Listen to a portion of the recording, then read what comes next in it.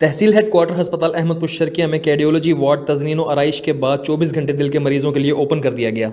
इस मकसद के लिए 24 घंटे शिफ्ट वाइज डॉक्टर व दीगर अमला तैनात कर दिया गया है, जहां दिल के मरीजों को चेकअप, एडमिशन व दीगर सहूलियात मुयसर होंगी।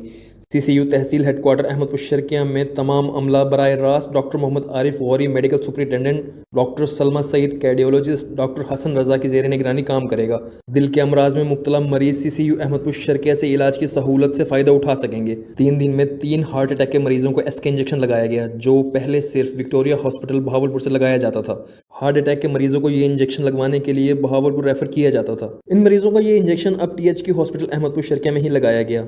टीएचक्यू का विजिट करने वाले अपने मरीजों की अयादत के लिए आए लोगों का मीडिया से गुफ्तगू करते हुए कहना था कि डॉक्टर आरिफ गौरी का ये इकदाम काबिल तारीफ है।